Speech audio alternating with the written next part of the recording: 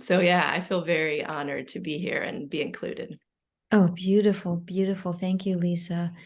And we're so delighted to have you as a content advisor on this committee because of your familiarity with Jan's work and with the voice of the divine feminine. So your contributions have been important and meaningful. So thank you, Lisa, for being here. Yeah. Oh, beautiful, beautiful. So with that said, Jan, I'm going to invite you to just leap right in and begin your presentation. It is my moment. It is. This is the dissertation offense, June 26th. Oops, I'm going to have to. This. I like that dissertation offense. I think that's cool. We're changing the paradigm to something a bit softer. That's more feminine. Voice release is new, and the removal of fear of speaking up for the divine feminine. Why me? I was trained as a nurse. I have traditional background in healing methodologies. I sang and I had a lifetime of anxiety in so many settings. I became a sound healer, vibrational educator, a certified music practitioner, bringing music for those dying at the bedside for transition. I also have quantum field and consciousness certificates, as well as having been a therapeutic singing student for 30 years. So I have been a bridge from traditional medicine to quantum field and sound healing. You've read the abstract, so we're going to look at the highlights. We are investigating the effectiveness of voice release process in removing fear of speaking up for the spiritually awakened and awakening women. This ontological inductive study, it was small, is situated within a theoretical framework that includes a literature review that was broad, behavioral intervention, the power of the human voice, quantum energy theory, and of course, phenomena and tracking of fear in the human body, the divine plan, vocal analysis, and an introduction to voice release, and last but not least, bringing forth the historical subjugation of women and feminine leadership, of which they do need their voice and their courage to stand and lead. 6 mature, creative, spiritually identified women volunteered to receive a voice release session and took a pre and post session mixed method ad hoc survey. The results show the voice release process was affecting and removing long-standing fears of speaking up for the participants, resulting in increased confidence and courage. The data shows us it could be a viable and benign behavioral intervention. The study suggests that social human evolution is dependent upon the rise of the divine feminine, finding her truth, and people responding to this fearless truth in a way that they trust her and she can lead. The quantitative and qualitative analysis showed 83% improvement in speaking up without fear. 16% reported tremendous relief. There were less physical anxiety symptoms. We used the frequency analysis, and prior to this session, all individuals felt somewhat distressed over not being fully free to use their voice. After this session, most of them hardly ever felt distressed.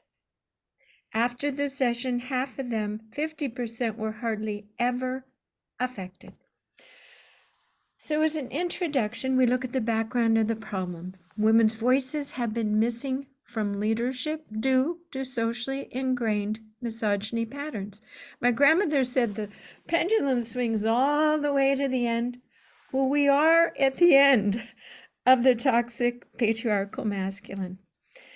Women who are spiritually directed are often afraid to speak up the truth they receive, so the platform of leadership is missing their voice. There is no process like voice release. It is multidimensional. Mental, emotional, physical, and also etherically guided healing session. There are no studies I could find that suggested anything similar. The quantum biofield of healing is not fully respected or recognized as part of reputable science, and this study hopes to be a bridger for that gap. The statement of the problem: women are not socially conditioned. Women are socially conditioned, but they are superior leaders. They feel anxious stepping up and becoming leaders. Their traditional role was to support others and not be leaders.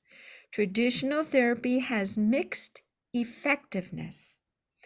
The bold visionary leaderships that is required for new paradigm initiatives depends on the spiritually awakening women who are receiving, and I must say this is not gender specific, though I work mainly with women with the feminine essences, but these divine feminine beings are receiving new ideas, directions, and inspirations, and they want to share them. My personal relationship to the topic and the method: lifelong anxiety and fear of speaking up. I didn't even know I had fear until the age of 20. As a nursing student, I began to recognize the limitations I felt were normal, and they were also shown to me by other people in my family. Anxiety seemed normal. So at age 53, as a vibrational healer at the hospice bedside, when I forgot that I was performing and I melted into what the client needed, I reached my first state of grace. That fearless, expanded, joyful state. I said, I don't know what this is, but I must recognize what it is scientifically and help other people feel it. I also wanted to say that I myself was shut down by a significant relationship as an adult by a man who said, I broke up with you because I could never take you home to meet my family with your woo-woo talk. It broke my heart. So I found that communing with spirit and hearing important visions, my colleagues, all the women I work with in the artistic community, are expressing the desire to speak up. So I developed voice release to bridge the science and spirit. But actually, an archangel gave me the actual process. We'll talk about that later. The purpose of this study, this research study, is to measure the subjective effects that voice release process has on these spiritually awakening women, to define the importance of the role of the authentic, fear-free, that should say fear-free, but free is good, voice of the divine feminine, empowered participation within our fear-based collective. The significance of the inquiry is, again, removing the fear from the voice so she can have a part in successful implementation of a new paradigm built on the principles of planetary divine alignment. Feminine leadership is proven. These spiritually awakening women are hesitant again to share their visions of the future, feeling they will lose respect. Voice release can be a benign behavioral intervention for anxiety, for speaking up, and walk hand in hand with medical traditional modalities, and hopefully voice release can open the minds of medical and traditional practitioners. Lastly, but probably most importantly, we need a rebalancing of the planetary essences of the masculine and feminine. I love color. Can voice release remove fear from the voice of the spiritually awakening woman? So it actually is a process that is scientifically. The inquiry was into computer programs, experience, aura pictures, making it all very clear. And then at the end, I said, I know that people hold this matrix of fear in their body. How do we get it out? And in meditation, an archangel showed me the actual toning process. So on the left, you will see sound can be made visible. I learned that our body sounds the cosmos. On the right, you will see Dr. Don Estes' program, The Portical, that I can define mentally, physically, and emotionally how much a woman is behind the actual word she is speaking. So when I worked at the bedside and I realized that going into this state of grace, it felt like the fear of dying was removed. What is a greater fear for humans? The fear of speaking truth. So I applied that to my very own idea of, can we release fear of the women that are rising up to speak? This is my voice print on the left. Our voices have a formidable form and power. Then on the right, when the voice bio came in, that was a game changer. 26 ways that I could look in the ways a woman's physiology was deteriorating etherically before it even became disease. And I could see fear. And I could see how when she spoke, her voice was a calling card to the world. This is the portico, and it shows us our very consciousness. And are we in our dominant frequency, or are we holding back? So all of these became the background for this study. I learned that the voice actually has colors and a form. Our human body can be diagnosed now as sound and healed by sound. We are a vibration. Through our intentional consciousness, we can shift vibration. So all of this came into voice release. And here you can see facing a person, feeling their issue, awakening the trauma memory body as they bring that memory up, matching that tone of that pain, that initial anguish, and phase shifting it, then releasing the trauma trigger with their own words and will. I ask and intend to release the anguish, and then sounding more, and then bringing in a new, more positive vibrational state. So the research questions were very clear. Can we restore the voice of the divine feminine through voice release? Can we balance out the masculine energetic forces? Is it possible to remove fear? What will the consequences of removing fear from the voices of the spiritually awakening women be for themselves, their community, and the world?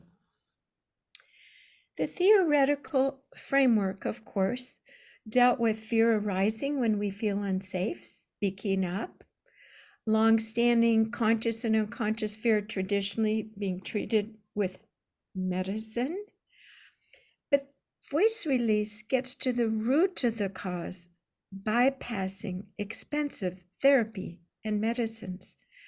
So quantum field theory enabled us to look at a form of a picture of fear as a vibrational construct.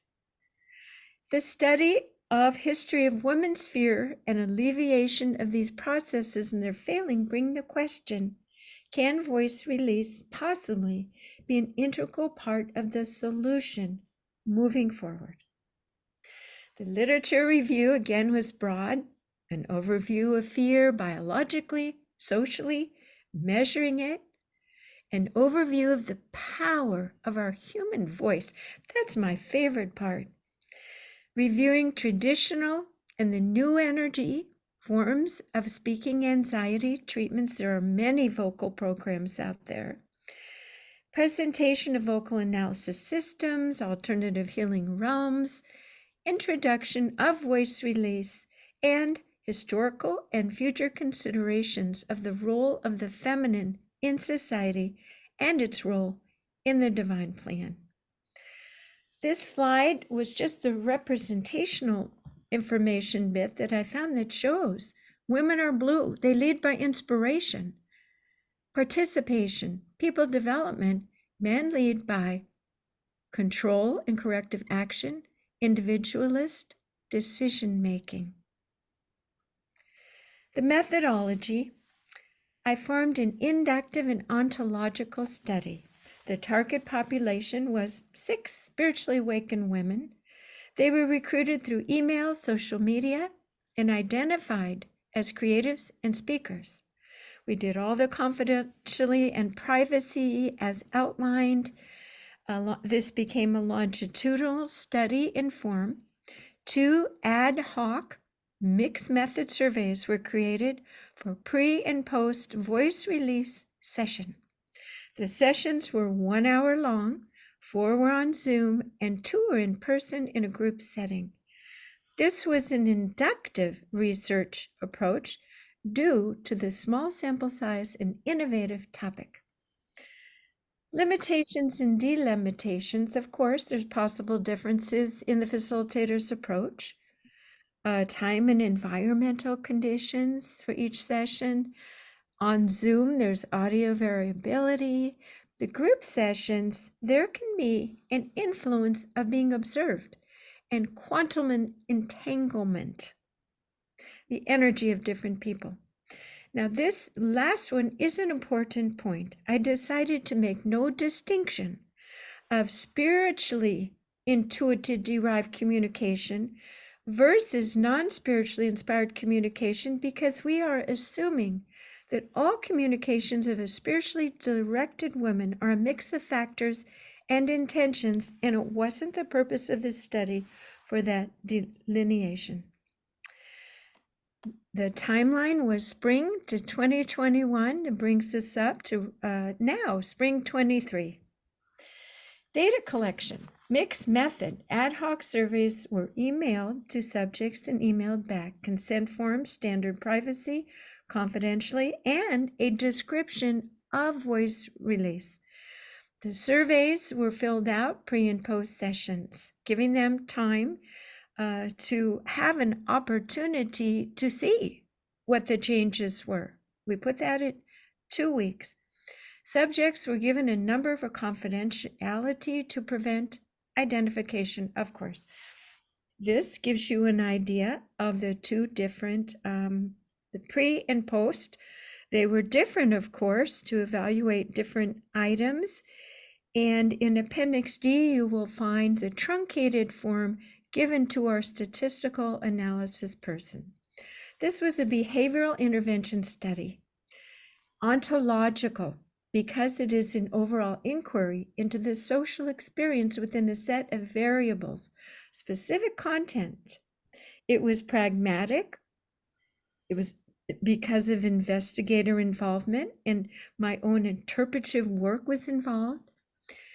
Now, the qualitative data, this is very important in a behavioral study related to fear. Their own comments and statistical data gleaned from that is more important, significant for behavioral studies than actual quantitative or measurements of fear through galvanic responses or EEG, because it is the person's perception of fear.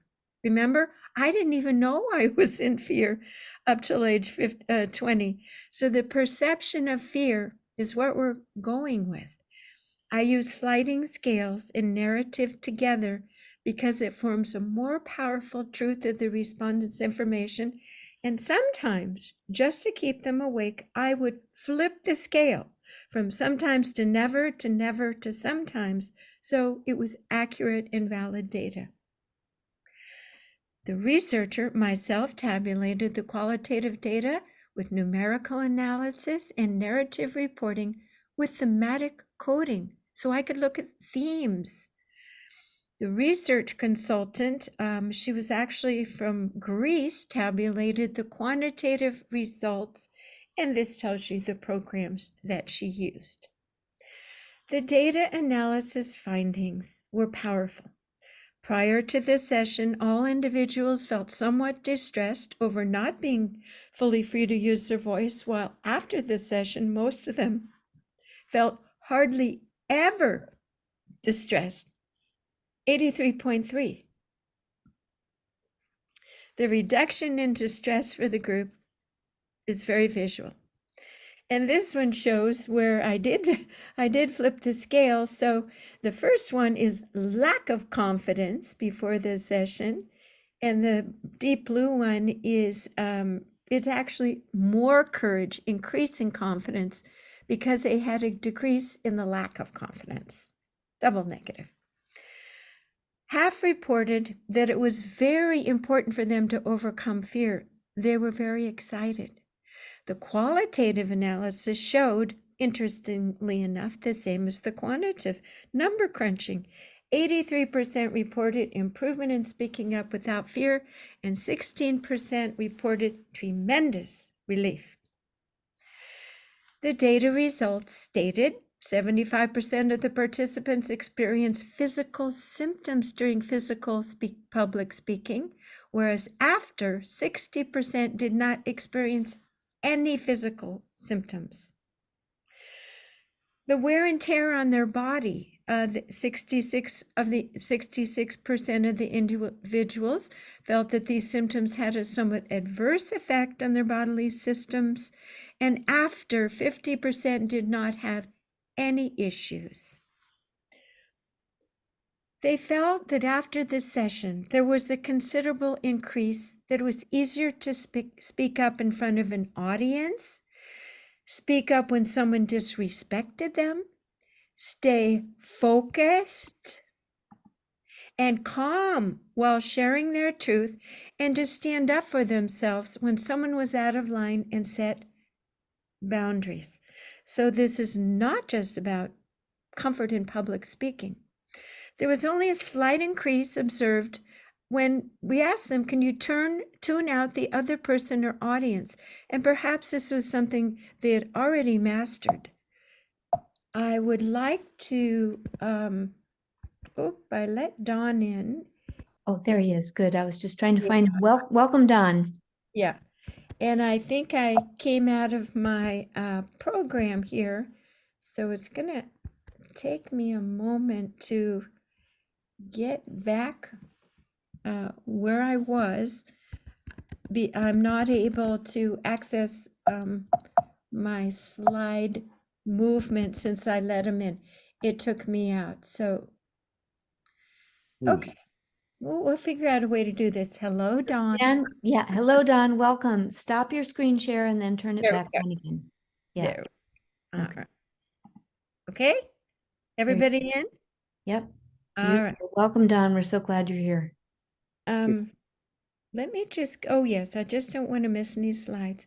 So we are on the qualitative and narrative data, and that's where women said what they're feeling. And I had essay and narrative room for this. And look at this. What do you think caused your fear? Patterns, family, bullying, patterns, projection. Perhaps the saddest one is participant 1. Her neighbor friends, 2 little children, were killed by their parents, and her dad told her parents have the right to kill their children if they don't behave. Here we have statements post voice release. I am open to more voice release sessions. I feel calmer. I can now talk without fear. My mind chatter has ceased. I am now listening to my gut and heart, which tells me perhaps we got to the root of the matter, the original vibrational matrix, which usually is in the gut and heart. My energy vibration has shifted. The second one from the last, my ability to forgive my abuser, finally came post voice release. This was a 62-year-old woman, and the abuse occurred at age 10.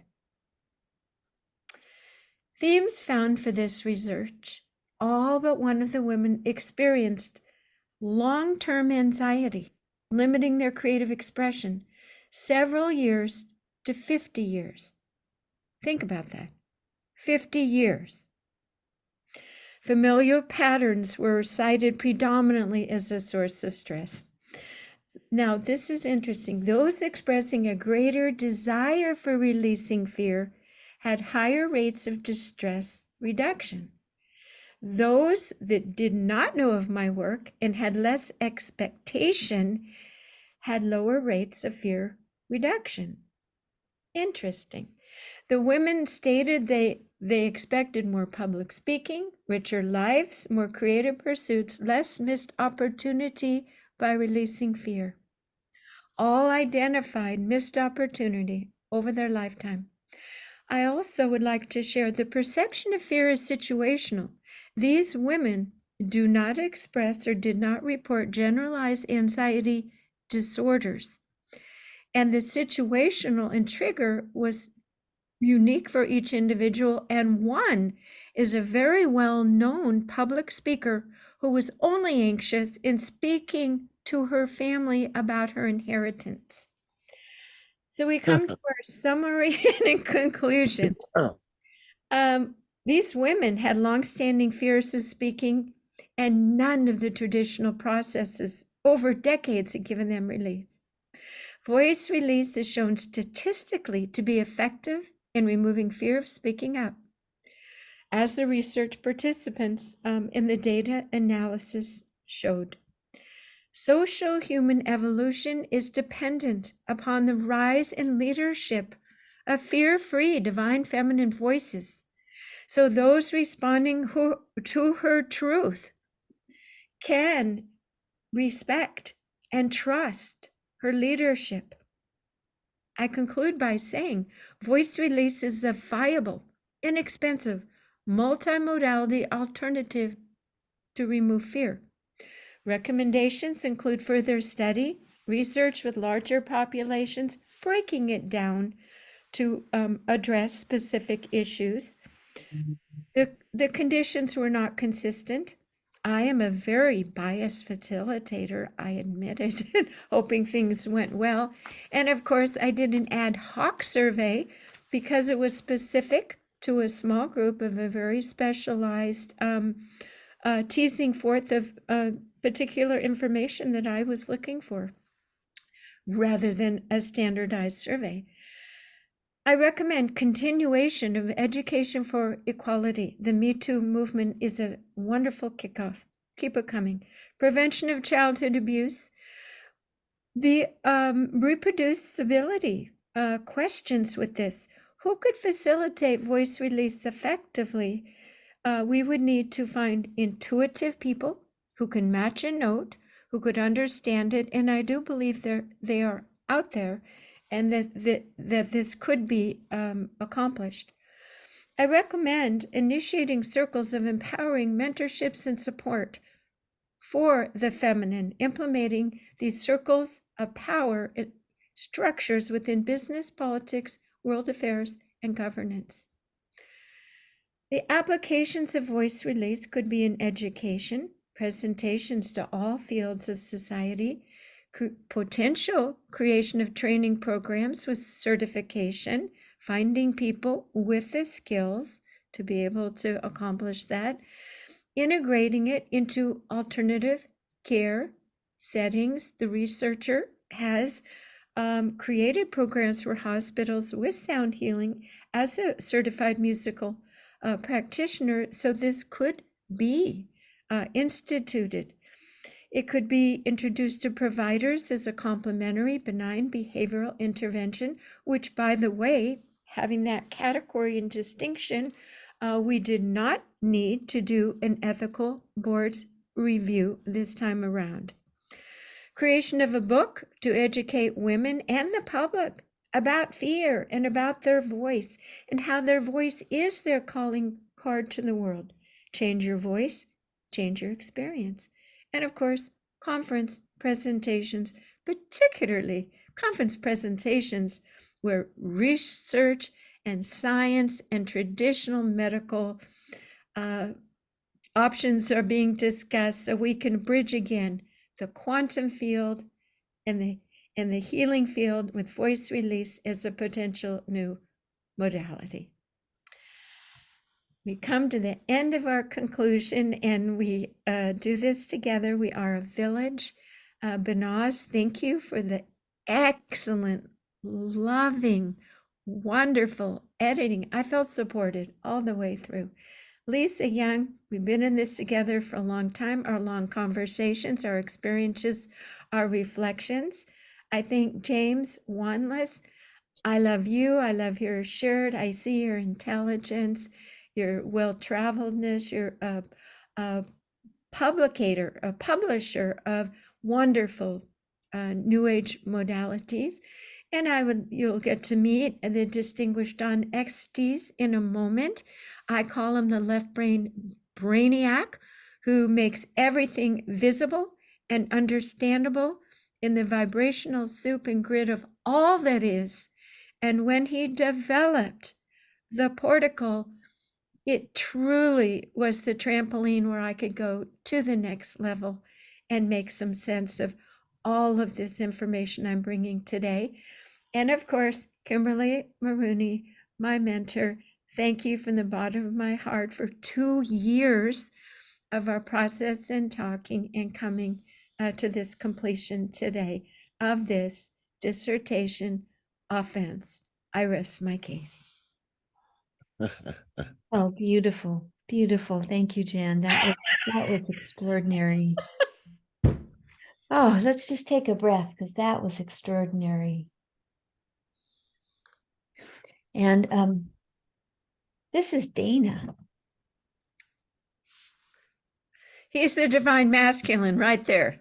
Hi, Dana. We have our balance of 3 men and 3 women. There you go. Yes, we do. And I'm doing this in Rick's Buddha room. Excellent, excellent. About the power of the Buddha. Yeah. Interestingly enough. Yeah. Take care, guys. Nice to see you, Dana. You should see his little red plane that he flies all over Port Angeles with. He's got Your little red wagon. Red plane. We do. We have a red airplane that we fly around in. It's true, with silver wings. Oh, wow. Yeah, yeah. So, wow, Jan, that was spectacular. So, and Don, welcome. We're so happy to have you here. Nice to be here. Thanks for letting me join on board and listen to this for her. Thank you, Don.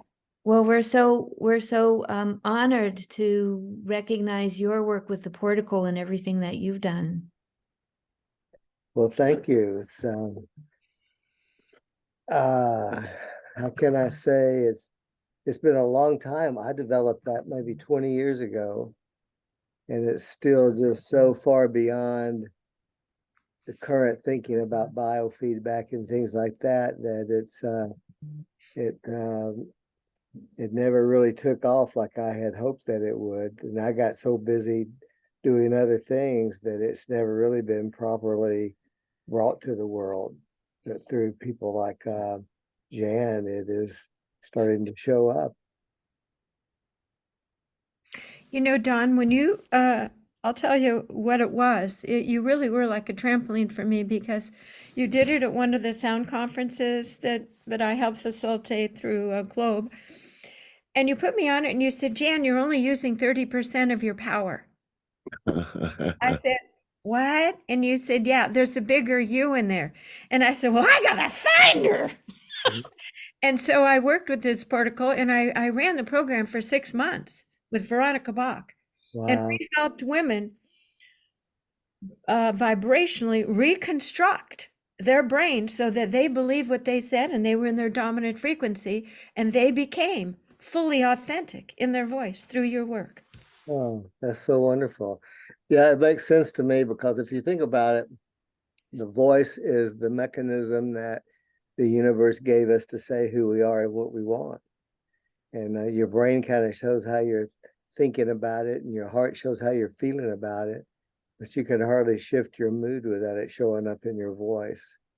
And so it makes me believe that not only a person's ability to deal with fear and everything exists there, but their entire strength lives in their voice. And it's interesting too, like in the Bible, it talks about how Michael speaks with the fork of his tongue, and which I've always found very interesting, that it wasn't a sword, wasn't a weapon. It was like right out of his own mouth. Beautiful. Thank you. Thank you. So do we have questions for Jan or comments to make? I just think that as a guy, way cool to be invited to this. I really appreciate that a lot, really a lot. And I found in reading through the dissertation, in addition to this presentation by you, Jen, I love some of the lines in it that read really cool. Like this one line, voice is the megaphone of the biofield. Ooh, that, I don't know. Was that yours, Don? I don't know who's. No, I don't think so. That's not Was me. one of mine. It was you. Okay. I have a visual. I tell women, you can't trick men. I mean, they're feeling everything you're saying. Yeah, but there are some lines like that resonate with me, because I write a lot, so I pay attention to words and the power of words, but particularly when they're put together in a way that has resonance, that is in a sense a megaphone by itself. And that's what I really appreciated by a lot of this, Jan. Thank you. Way cool. Thank you. Yeah. By the way, Don, James is a publisher. Did you hear me? Yeah, I know who it. I know. I don't think we've ever met in person, but yeah, I know his work well. Okay. What we're talking about here is completely about resonance. It's about being to being in coherence, to have our mind, body, emotions, and voice and spirit be in coherence, the way Heart Math talks about it. Yeah. Yeah. It's that's the whole idea behind all of my technology, is a theory that I put forth back in the late 80s called sensory resonance, which is a new expanded model of the autonomic nervous system, basically, that talks about how the only connection that consciousness has to reality is through the sensory mechanisms. And any study of consciousness has to really start there. And that led me to finding a part of the brain called the reticular activating system that controls our attention. And the drugs and the psychedelics and the meditation and all that either numb it out of the way or calm it out of the way. But with sensory resonance, by synchronizing the sensory mechanisms, you can get that part of the brain to voluntarily get out of the way. And a person can learn how to get to those states of mind instead of having to pop a pill or doing any of those other ways of achieving those kind of states. Just to learn how to synchronize your sensory mechanisms and get those all balanced and integrated is really the key. Yeah, I think we're realizing there's many doorways to go into that zone. By the way, my partner Rick, this is his room. He was very good friends with Doc, the creator of Heart Math, and he used to invite Rick up for 3 days with no one else and just have retreat and talk with Rick. Yeah, beautiful. Interesting. I didn't even know who Doc was. He just said, "I'm going to spend 3 days with Doc." I love the work of Heart Math. Yeah. Deborah Rosman, actually, I believe, started that back in the old days with right after she was with Christopher Hills. I don't know if you guys remember him. Oh yeah, Penny Slinger, sure. Yeah, Penny. Penny. Wow. Well, yeah, Christopher owned a half of my company for 3 or 4 years Wow. back in at the beginning, like 1990 to 93, somewhere along in there. I still have his little copper ring I put on things. I spent a lot of time with him up there in Boulder Creek. Yeah, that's And right. Santa yeah. Cruz. Lisa's in Santa Cruz. Benas, where are you now? I'm in Los Altos, which is near San Jose. Okay. Yeah. I lived in Santa Cruz for 10 years. You did? And I lived in San Jose for part of that. Wow. Somehow everyone. Los Gatos. Hey. Connected. Dale was a regular Santa Cruz hippie. He had a hard time leaving Santa Cruz, but he's used to Port Townsend now because it's fun fishing up here in the trees and so gorgeous.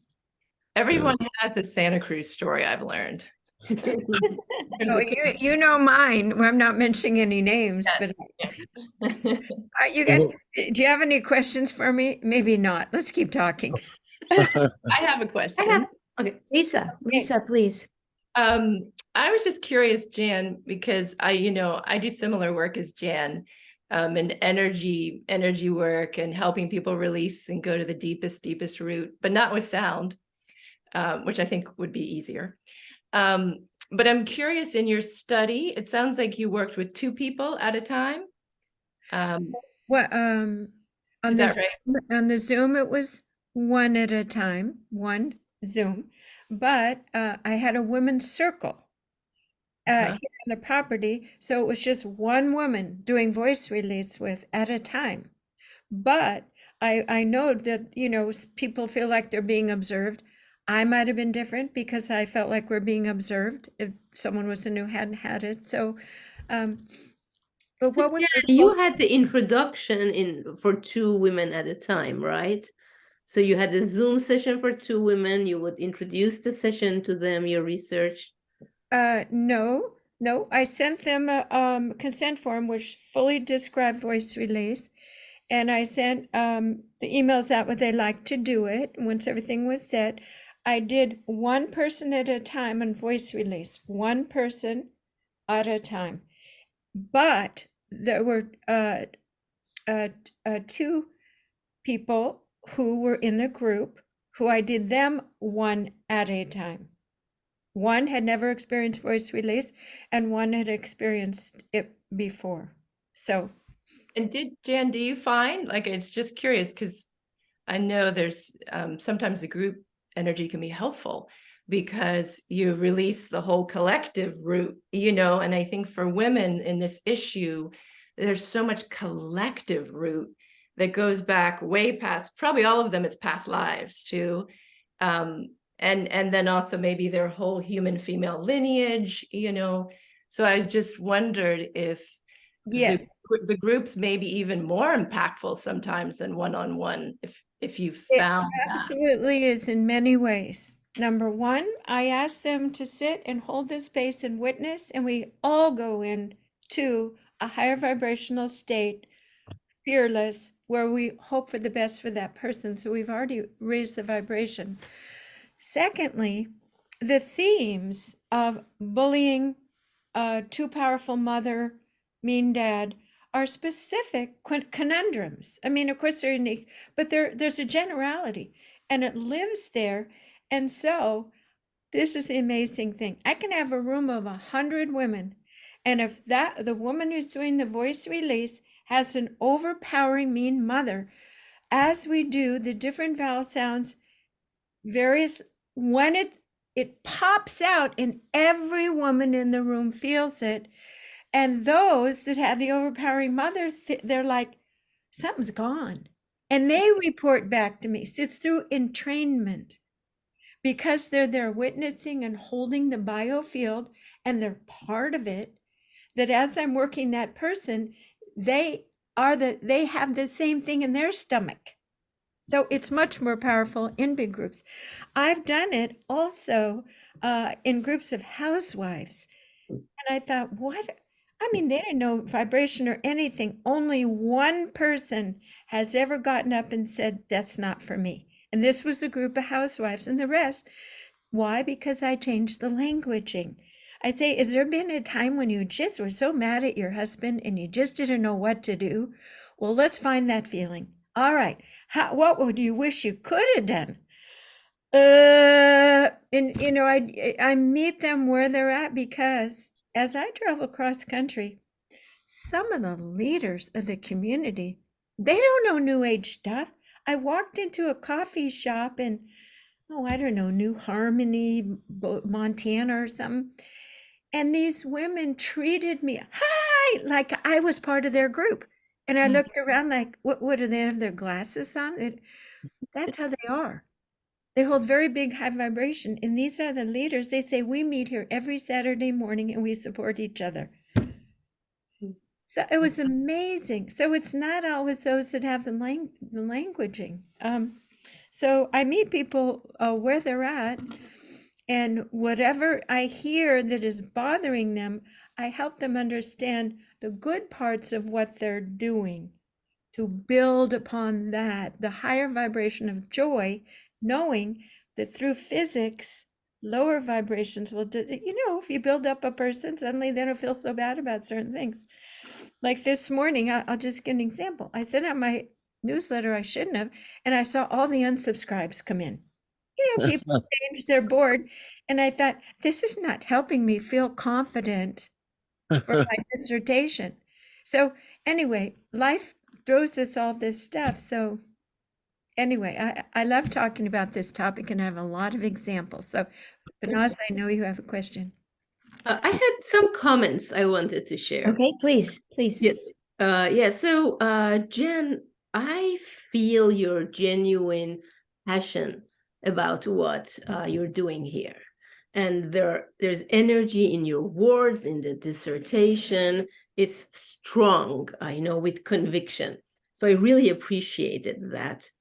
The literature review is overkill. I mean, if you were to go in a publication, you already have few papers there and few research to start. That was impressive. Your questions were very pragmatic, your research questions, which again, I appreciated that.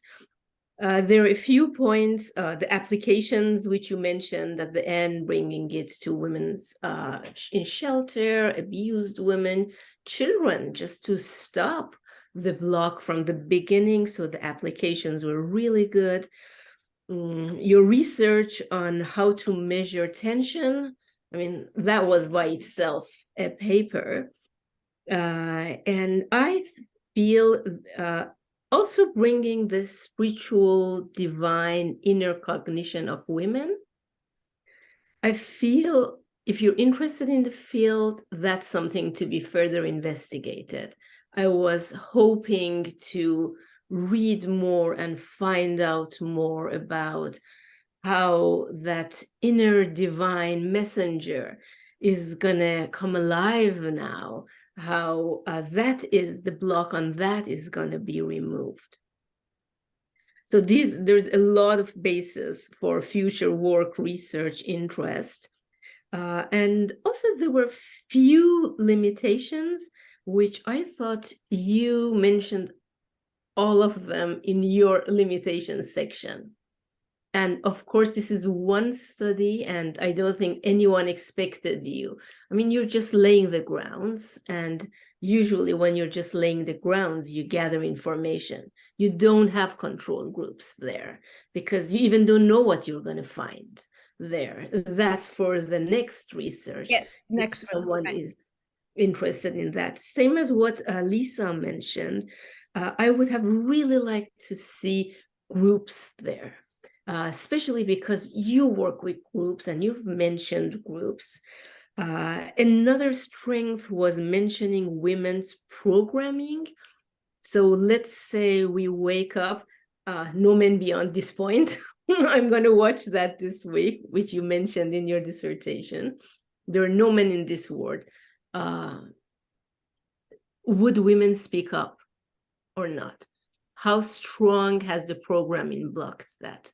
I think that is something which was excellent that you mentioned. We know the cause now, but we can't put all the blame out there. We have to change us from inside. Oops, sorry. Let me turn that off. Sorry. Yeah, and if I may suggest, have your dissertation, I mean, yourself or an editor read one more time from page 1 to the end, and things would probably be jumping around, shifting around. So just catch all those which might have shifted around. Excellent, excellent. I really enjoyed reading it, and I enjoyed listening to you presenting it. Oh, beautiful. Nice. Thank you. Beautiful comments. And yes, on that topic, my editor is on a few-day vacation, but the page numbers and putting all the chart with the title on of it, and just everything will be perfect within a few days. Mhm. Yeah, you are following the APA standards. Yes. So it's just a matter of one last time pulling everything together. Yes. She'll help me do that. Great. Yeah, because several of us have been giving input, and you have to scramble around and catch all those pieces and work them in. So it's happening. Yeah, beautiful. Thank you, Banaz. Thank you for your deep care in how you've read through the dissertation and listened today, and your fabulous commentary and suggestions. Thank you. Yeah. I felt like you were doing it with me. Yeah, I was with you. Yes. You were. Thank you. I felt you too. I loved it that you included me in some of the comments. So thank you. Thank you. So any other comments or questions before we go to our assessment? Jan, do you already train people in voice release, or are you thinking you might want to move into that area? I'm thinking it's a potential for me to meditate on and see. But Mhm. as I wrote this, I realized, well, if I die, there it goes. Hmm. A lot of people like that I do it, ask me to do it, but I certainly could put it out there. I'll tell you my bigger goal. 10 years ago, I was meditating and I said, Spirit, what's next? And the voice said, Sahar. I said, you mean Sarah? No, Sahar. So this entrepreneurial woman came in from Palestine, amazing woman, and she was told to watch for me. And now she's making lots of connections in Jordan and Palestine. And I knew that I was preparing myself to go work with Middle East women with their voices, which is a very important part of the feminine of that part of the earth. So I do have a book with the publisher. It's Sarah's Voice. And I'm thinking that, I can put that out there because it talks about everything, but I could fold the results into that now. So it would be even more powerful. Beautiful, beautiful. Jan, I was interested if you had ever used the protocol on groups of people instead of just one person at a time. No, I hadn't thought about that. You should try It's that. a very good idea. Really try that sometimes. It's really, really powerful. Well, I've got my 6-year-old grandson here. And by the way, his name is Kali, which is the voice of the divine feminine speaking out. So you can imagine his mother is a badass, well-spoken, hold nothing back feminist. She's been with me for a week. So I've gotten a lot of talk every time I go into any sort of, white person entitlement, let me tell you. So I am going to try the protocol tonight with them for fun. Great. Because I know they're both dominant frequency.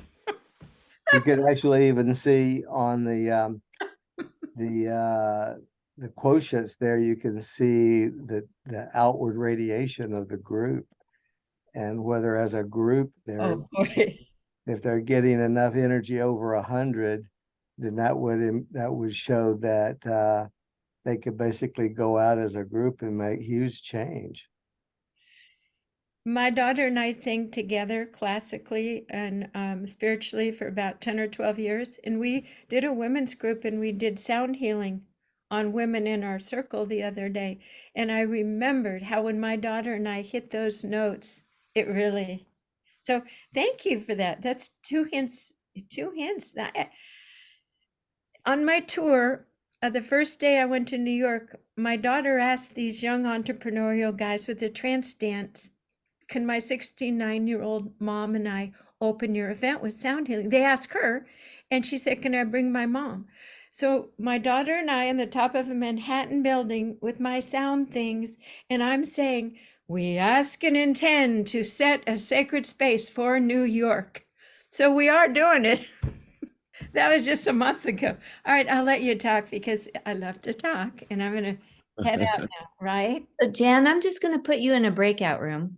So Oh, okay. I'm just going to put you in a breakout room, and I'll bring you back in when we're ready. It won't be too long. Okay, good. Okay. Okay. So once again, I want to thank you for being here, and we need to do an assessment on Jan's presentation and the dissertation. We have our rubric to follow that makes it very easy. So I'm just going to go through the different items in the rubric and we can talk about them. So the first one is that review of literature. And I'm with you, Banaz. When the first version of the review of literature was pretty thin. And when she came back with the second one, I looked at that and thought, whoa. And so she can work very quickly. So I'm with you. I think that her review of literature was, she did a really short presentation on it in here, but in the dissertation, it is deep and rich and incredible. So let's score that for her presentation review of literature. Do we feel like she did an exceptional job, a proficient job? How do we feel was her presentation? Yes. For me. I'll give it 3. 3, Six. yeah, Yes. exceptional. Yeah. Okay. And so while we're at it, let's go back to her dissertation. And also in her dissertation, I also felt like her review of literature was exceptional with 3 points. And how do you feel about that? I agree. Yeah, it was deep and rich. So then her theoretical framework, do you feel that she gave a good description of her theoretical framework in her description today in her presentation? And by the way, that was on slide 22. So I printed out the slides so I could make sure and find all of the important parts. So slide 22 was the theoretical framework. And she got all the key points to it in there. From my perspective as her mentor. So how did that feel for you, her theoretical framework? Like that. I don't have a vote on any here, right? I should just. You can say. So as an example, her theoretical framework was talking about how fear arises when we feel unsafe, and how do we measure that? So that was one of the aspects.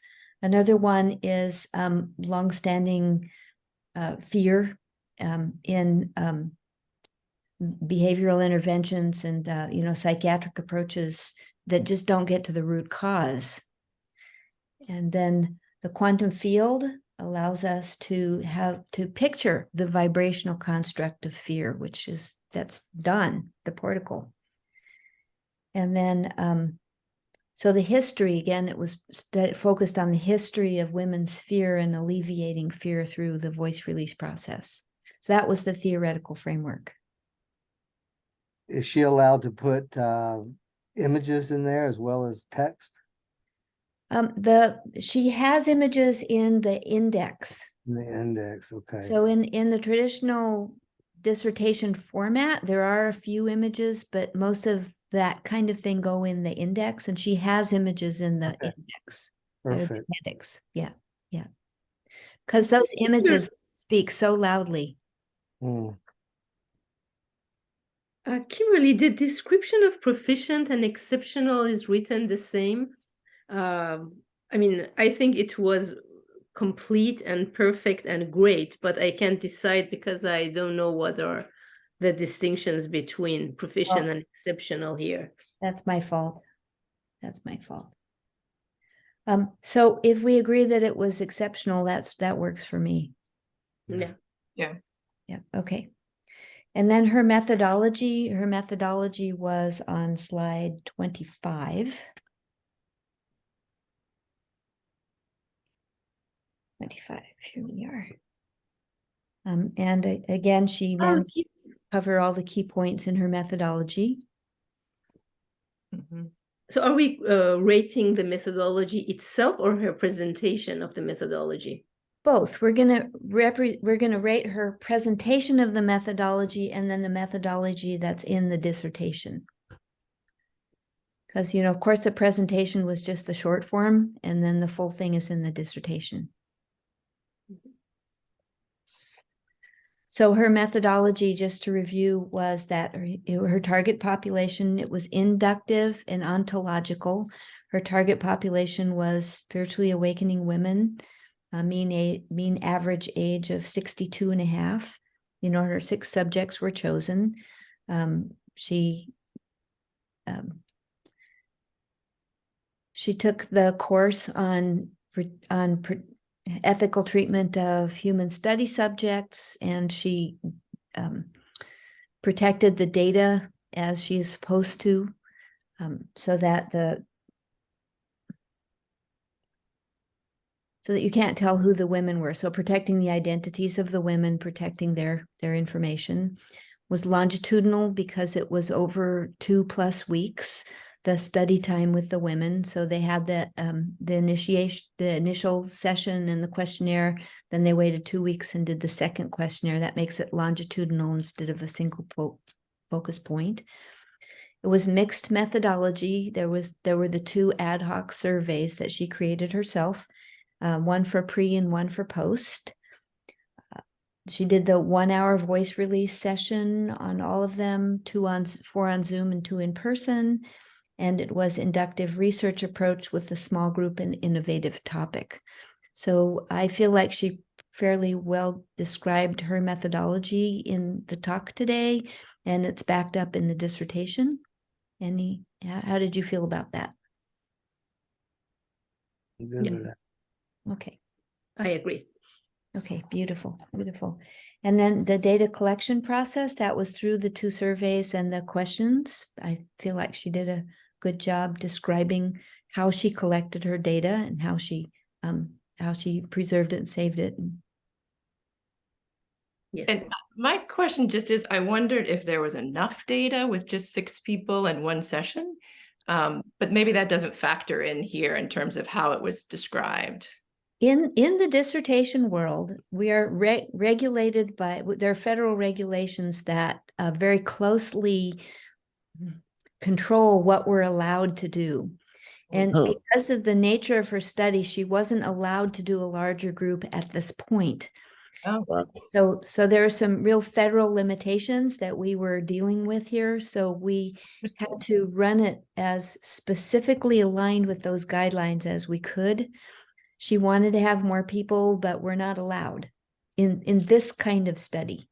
Is it because it's so new? Like there's not much data and there's not much No, already research out there? newness has nothing to do with it. It's just the nature of it. If we had more people, she would have had to go through a more formal review process regarding the federal regulations. And that would have cost about $6,000 and slowed her down by about 6 months. Right. And so we decided, I don't think so. That would have allowed her to try to seek publication in peer-reviewed journals. It can be pretty hard to get published, and she decided she didn't want to go down that road. So we just decided together to keep it really simple, to follow the federal regulations for this particular exemption in small group with the way she did the study. So Okay. Makes and sense. that's why she repeated several times a benign intervention. It's under the federal regulation exemption regarding benign intervention with consenting adults. So that's why you heard that several times, benign intervention with consenting adults. Got it. That was actually very important. Fascinating. Yeah. Yeah. And then the data analysis, the woman she hired in Greece did an incredible job. I saw both the raw data and I saw the report that came back. And the statistician from Greece did an exceptional job of correlating and validating the results. She ran it through, if you read the dissertation, she ran it through a number of different perspectives that are part of the statistical world. And I was satisfied with the analysis. So the statistician did the quantitative analysis and Jan did the qualitative analysis from the interviews and the comments. And my God, when I was reading those comments, I half the time I was crying because of the huge difference between coming from your parent telling you it's okay for adults, it's okay for parents to kill their children when they don't behave. And there was another one that came from a war area to feeling free now to speak up. That was so powerful. And so for me, those results certainly validate the need for future study with this and expansion of this work. And I can tell you, she did a session on me about a year ago when we were starting on this, because I wanted to feel it and know what it was. So I went to her office in Port Townsend and we did a session. And I didn't notice any big ahas, but I have noticed that quietly over time, I'm not afraid to speak up anymore in ways that I used to be. I used to have trouble with authority figures and I don't anymore. And I was trying to attribute to the fact that I'm a postmenopausal woman, because that has actually made a big difference. But I actually, when I thought about it, and I thought, well, where did this come from? You know, a lot of times we disconnect results from what was the original benefiting moment. And I can see that experience with the portical and with Jan and the voice release has made a huge difference for me. So I'm not in the study, but I'm a believer. I think that's so interesting, Kimberly, because you know, in the years of doing energy work with clients and getting feedback and them wanting to see feedback like right away, often it is over time and it can be subtle for a while. And then sometimes it's months down the road. So I was thinking about this as I read the dissertation, how it's challenging, I think, to put it into scientific study and data and results. That's the longitudinal part. Yeah, that's the longitudinal part. We discussed doing a single case study, serial study, where you're only allowed to do 3 people. And in that study goes over a 6-month period. And again, we didn't quite want to do that because it's much more engaged. There's 6 different sessions with the client instead of 1. And then after the last session, you have to wait 3 months to come back and do your final assessment. And as we were talking about it, we felt like the 2 weeks, there was enough data in the 2 weeks to say, wow, this is valuable. We don't want to hold it up for a 6-week study or 6-month study using this other protocol. So that's why we decided it would be okay to go with ad hoc. Again, it meets with the federal regulation. Yeah. That's really what it's all about here. You know, dissertations, federal regulations. Yep. Wow. So interesting. Yeah. Wow. And so how do we feel about her communication skills, her presentation? Do we feel she excelled? I'll give it 3. Yeah. Oh, beautiful. Beautiful. So then coming back to the dissertation, we've pretty much talked about this, but just to review, her chapter 1, the introduction, do we feel like she did a clear job of defining the scope of the project in her chapter 1? Yeah. Okay. And her methodology, do we feel like her methodology was clear and exceptional? And yeah. I was surprised that her methodology went from the early versions I read to the most recent one was just like this quantum leap. It was just beautiful. I was very pleased. Her results, do we feel like her results were clear and concise? Mhm. Okay.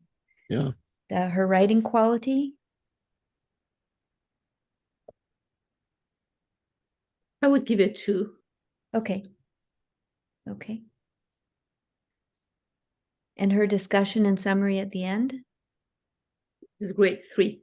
Okay.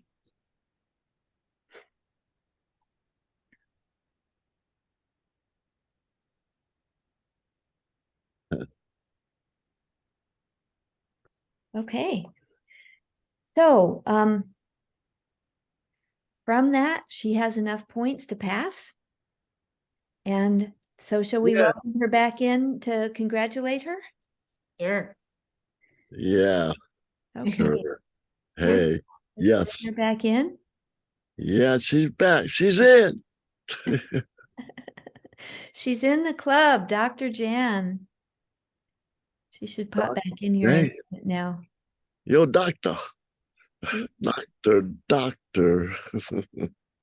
Congratulations, Dr. Jan! Woo! Oh yeah! Aw. You did it. You did it. Dr. Jorgensen. Wow. Congratulations, Congratulations. Dr. Jan. You're in the Whoa. Oh, That's beautiful. beautiful. What I've Wow. seen your beautiful garden. Yeah, Oh, and the dandelions look great too, don't Oh, they? they do. They do. The Ah, foxglove. Oh, Thank you. beautiful. Daisies, beautiful. what a day. What Awesome. congratulations. God. Awesome. Thank you. congratulations, Jan. Thank Yeah. you. That Thank was you. a lot of work. Yes. Can't even Yes. imagine how much work that took and effort and passion to stay with that. Right. Well, you know why I did it? So that people would interview me more and I could get a book published, and that more beings would say, "Oh my God, my voice really counts," or yeah. Yeah. Yeah, So very, So very she wrote her book. What was it? Sarah's voice? Sarah's it's Sarah's voice, the rise of the divine feminine, like that. I mean, Yeah. it's all in place and formed, but it's not fully written out, but I can write it in my sleep. Yeah. But the template, the what we've been pitching to publishers and everything, but now I want to add this to it. Yes. Yes. I think it would just be even more powerful. And Yeah. anyway, Oh, I'm well, happy. Jan, I also just want to say that I think it's powerful because regardless of who reads this or not, I think that just what you put into such a formalized, and I don't know if you can get more formalized than this PhD, right, about energy work and with a research and a study to bring more validity to what I think is going to be the future of medicine Yes. down the road, and everything else will be alternative. So I feel like once again, you're just on that leading edge, pioneering for humanity and men and women, really, what's possible, and just helping to awaken us all. So thank you. I mean, I think You that are we all welcome. thank you for this. It's the work we're doing together. And just when I kind of hinted, I'm almost a PhD candidate, the Foundation for Mind Body Research had me do a live stream last week for an hour and a half across the United States. And within 2 days, I had 5 clients who want voice release. And I said, could you do it after June 26th, please? So really talking about it because I'm so excited about it. And the PhD it just is that little nod of a hat where ions could now. I've done ions work before as a group, but it makes a difference. And yeah. It does. I just look forward to all of this coming forward. And remember years ago, our group, the study group, we looked at the medicine of the future with Randy, and that I was on that committee, and we looked at some of the things Dawn is doing now and the amazing ways to look at our health in the future as vibrational beings, and the ways to realign and reattune ourselves and never get old and turn around chronic disease. I mean, I've seen it, I've worked it, I've helped facilitate it. But the main thing is, I've always felt, is for me to teach the people what skills I have. And so you're right, that's what's coming. It's not all about me. I put this together, it was a lot of work, but I want to empower people to heal themselves. That's why I quit becoming a nurse. It just seemed like people just like being sick. They like the attention. They never followed any of my advice. So with vibration, it's more fun, more interesting. Yeah. Way more. Mhm. Who else would like to make a comment to Jan? I just think that having been doing that PhD stuff myself for 6 years way back, and it was a pain for sure, and it took forever and I couldn't stand it. And I have a hard time reading dissertations for dissertation purpose of playing the game. Yeah. And you played it really, really well. So well that I would turn off, oh my God, here we go. Because I know where you have to go. And that's the more I'm kind of weird, I guess, but the more I appreciated what you did was the less I kind of liked it, but I respected it more. It didn't entertain me, a lot of it, but that didn't make any difference. You had to pass. You had to play the game. You had to make the sacrifice.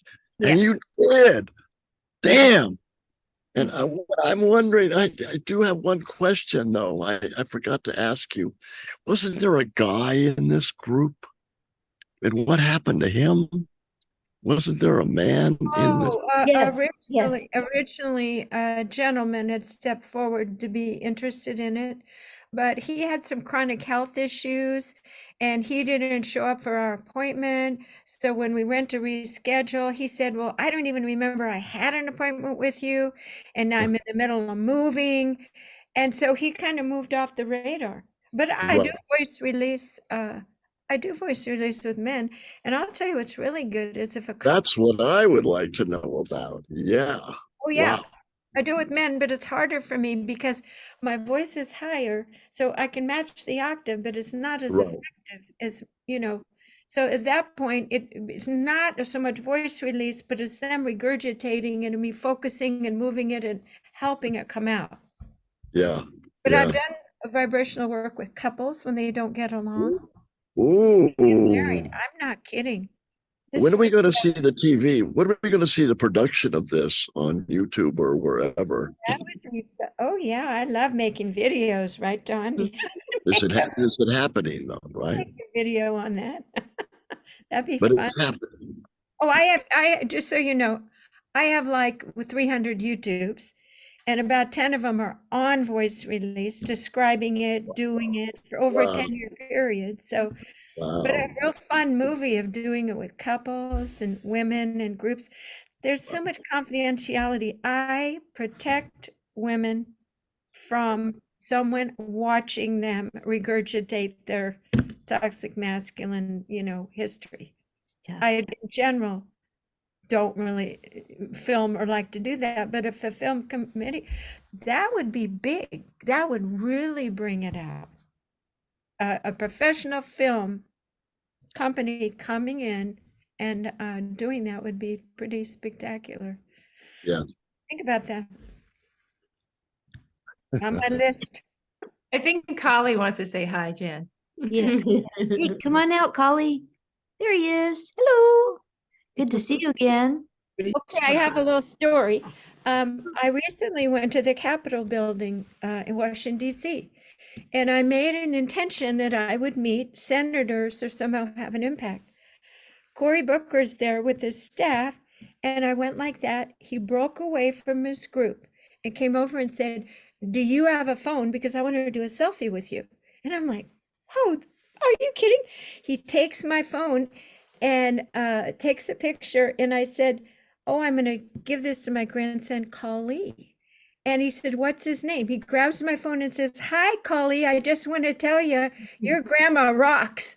Are you kidding? Senator Cory Booker, he ran for president. Randy Fox. Intention really works. Cool. Beautiful, beautiful. Any other comments for Jan? Jan, I congratulate you, and I second both Lisa and James in what they mentioned. And I think bringing spiritual work to very tangible research level, the tedious process of writing and publication, it's just a big task. I congratulate you for doing it. Yeah. Thank you. And I'll tell you what Kimberly would say from the beginning: use your own voice. And I said, in an academic paper, she'd say, "Jan, the world needs your voice." And so my favorite parts in it are my voice. And I thought, oh, I'm going to get kicked out of this Ph.D. world for writing this. But no, kick me out. Wow. The biggest, as I've talked to people who have had failed or aborted PhD attempts or difficult master's work, the most common complaint is they smashed my voice out of it. They smashed me out of it. Yeah. Trying to make it be so fit so into their little Right.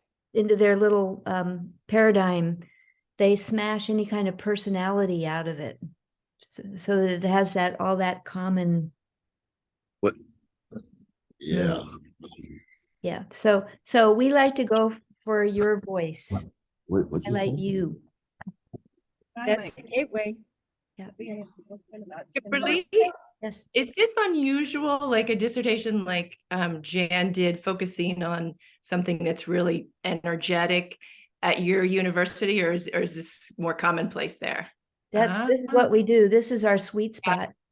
Gateway is a university for the study of higher consciousness. So consciousness and human potential, conscious leadership, conscious entrepreneurship, transpersonal education, transpersonal psychology, spiritual psychology, energy psychology. This is our sweet spot. Oh, that's exciting. Yeah. So we're bringing what used to be the fringe onto the main stage. Yeah. With credibility. With credibility. Right? Credibility. Because once again, our dissertations follow the traditional format. So anyone who opens them will see all of the traditional things. They'll feel comfort. They'll recognize it. They'll see, exactly how it's supposed to go. However, in the content, we'll be talking about women's rights and spirituality and divine visitations and intuitive guidance and inner knowing and spirit. We don't smash that out. Kimberly, did you already talk to them about the next steps about the signing of the paper? Oh, no, I haven't done that. Thank you. So the next step is that in traditional format, we put the committee signature page into Jan's printed published dissertation. Again, we do the traditional blue cloth buckram with the gold label on it. Inside, it's cotton paper printed on one side, double space. It's hideous, but that's how it goes. Left over from the old days of typing onto paper every single page. And so in that, there is a signature page for the committee. And these days we could do an electronic signature like we did for your committee, but it's really lovely in the finished bound dissertation to have a real ink signature page. And what I most love about that is when you touch the paper, here we are back to energy, psychology, energy world, our consciousness world. When you touch the paper and you sign it with real ink, you are imprinting your energy into that page that will then be bound into Jan's dissertation and adding that energy blessing and signature to it. So I'll be preparing her signature page shortly, and I'll send it around to all of you for signature. And we're doing it the old-fashioned snail mail way, because that's the only thing you can do with paper, with actual paper. So I'll be generating it and signing here. We'll do probably 4 or 5 copies. I'll mail it to, I'll make a list of everybody's physical addresses, snail mail addresses, and I'll mail it to the next one on the list for signature. You sign, you mail it to the next one on the list, and so on until it comes back to Jan, all signed and ready to go into the publication. So do you have a problem with that? Are you all in a place where you can get an envelope? And oh, good, beautiful. James? So I'll get that going probably tomorrow at the latest this afternoon, maybe, we'll see. And then Dr. Kimberly, you have done a great job here. She's such a You great facilitator. really have. Yeah. Thank you. Thank you. Thank Yeah. you.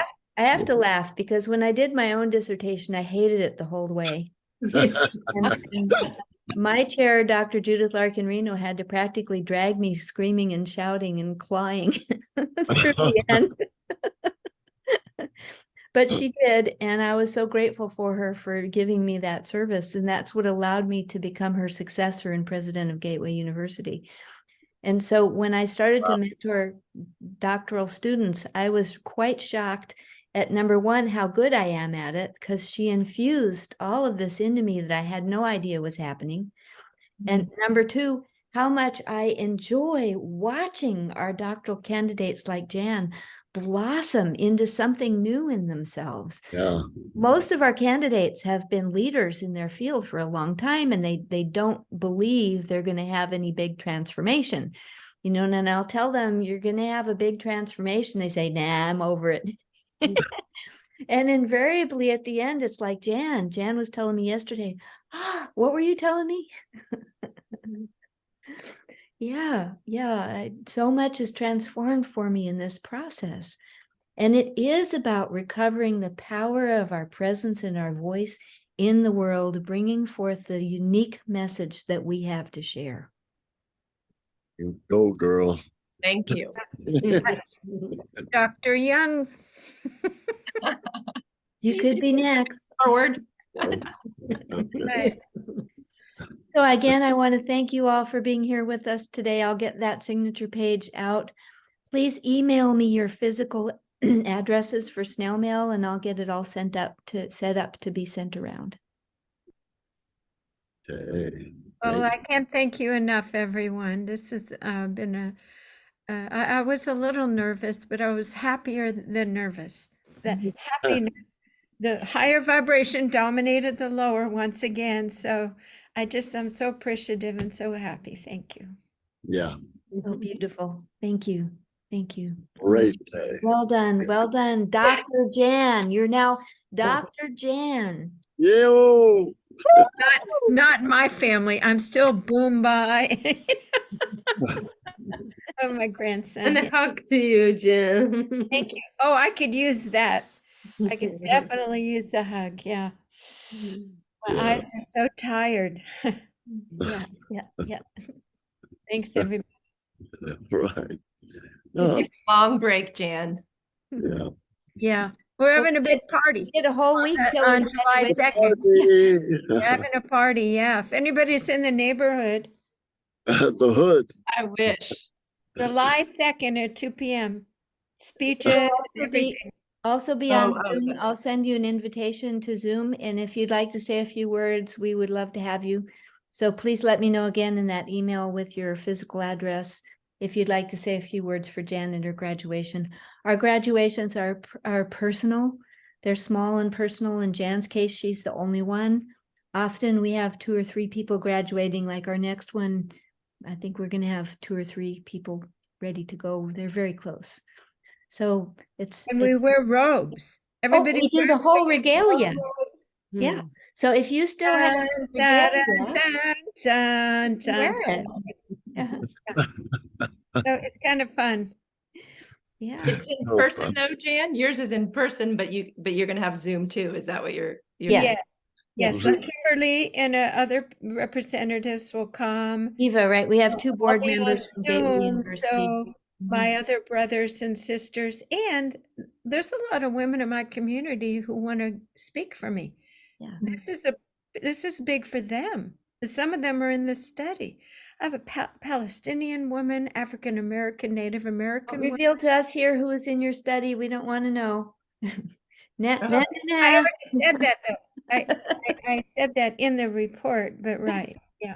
nah, nah, nah. Beautiful, beautiful. They can reveal if they want.